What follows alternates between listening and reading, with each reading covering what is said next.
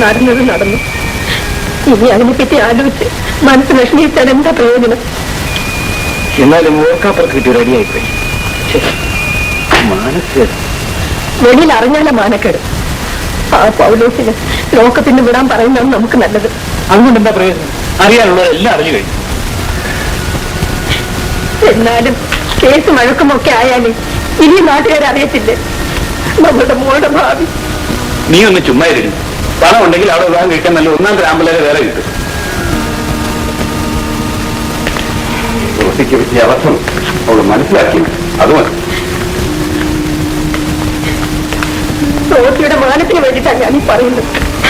ആ പൗലോസിനെ ലോകത്തിന് വിടാൻ പറഞ്ഞു ശരിക്കും ശരിയായ കാര്യം ഒന്ന് തേഞ്ഞു മഞ്ഞു പോകും.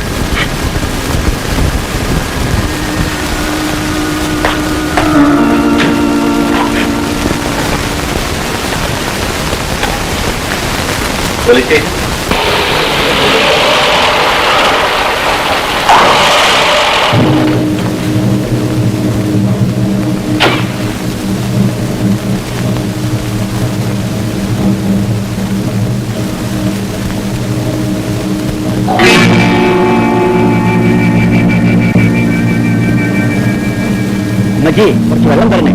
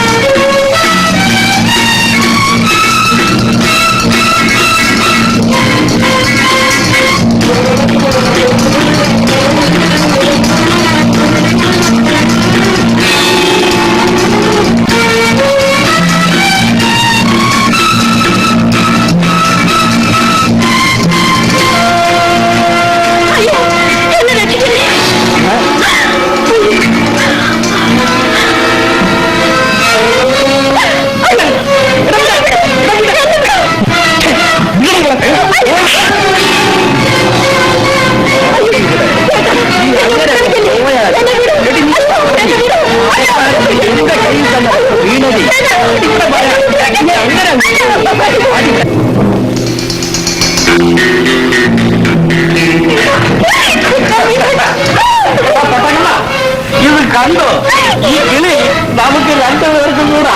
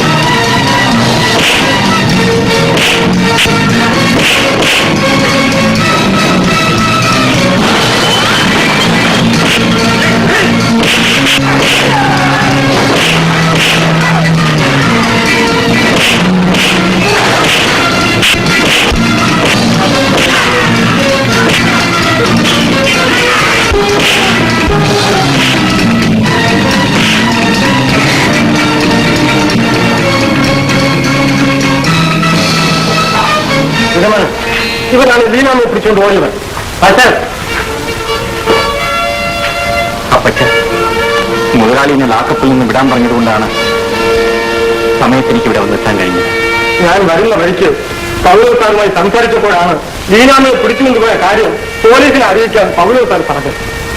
യമാനെ, ഈ പെൺകുട്ടിയെ അവരുടെ വീട്ടിൽ കൊണ്ട് ഏൽപ്പിക്കേണ്ടത് യമാന്റെ ചുമതലയാണ്. അപ്പച്ച, ഞാൻ ഒരു കാര്യം പറയട്ടെ. ലീനാമ്മയുടെ അപ്പച്ചൻ അവളുടെ കല്യാണത്തിന് വേണ്ടി 3000 രൂപ കരുതി വെച്ചിരുന്നു. ആ രൂപ കളഞ്ഞുപോയി. അതാണ് എനിക്ക് കിട്ടിയത്. അതിൽ നിന്ന് 2500 രൂപ ഡിപ്പോസിറ്റ് ആയി കൊടുത്ത് എനിക്കൊരു ഉദ്യോഗം കിട്ടി. അങ്ങനെ തകർന്നുപോയി കുടുംബത്തെ രക്ഷിക്കാനാണ് അപ്പച്ച ഞാൻ ഇവളെ സ്നേഹിച്ചത്.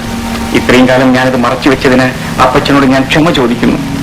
സമാനെ, ഞാൻ തന്നെ ഇവിടെ വീട്ടിൽ കൊണ്ടു വിട്ടേക്കാം. നീ വീട്ടിൽ പോ.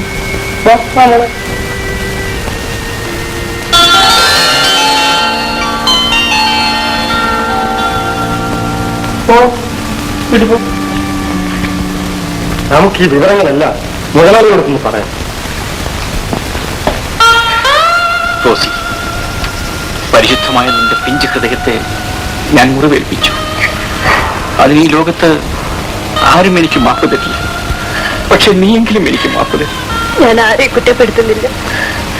ഒരു മനുഷ്യനെ കണ്ടുടനെ കണ്ണുകൊടുത്ത് സ്നേഹിക്കാൻ പുറപ്പെട്ട ഞാനാണ് കുറ്റക്കാരി. മരണം വരെ കരയാൻ എനിക്ക് ഈ ഒരു അനുഭവം മാത്രം മതി. റോസി, ഞാൻ നിസ്സഹായം. എന്റെ പട്ടിണി കുടുംബത്തെ രക്ഷിക്കാൻ വേണ്ടി ഞാനൊരു തെറ്റ് ചെയ്തു. അതിന് ഉഗ്രമായ ശിക്ഷയും എനിക്ക് കിട്ടി. ഇനി ഒരിക്കലും നിന്റെ ജീവിതത്തിൽ ഞാൻ എത്തിനോക്കുക പോലും ചെയ്യും.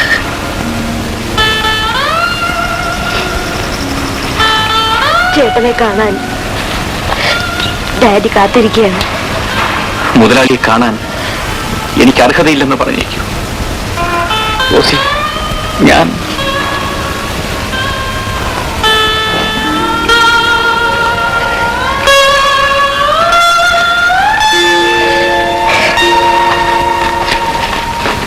ഏതായാലും റത്തോലിയേട്ടാ, നടന്നതെല്ലാം നടന്നു.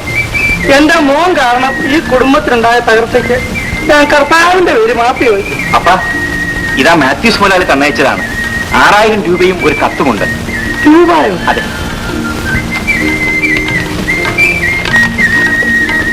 പ്രിയമുള്ള പൗലോസിന്, ചുറ്റുപാടിൽപ്പെട്ട് നീ ചെയ്തു പോയ തെറ്റായി ഞാൻ വിചാരിക്കുന്നില്ല.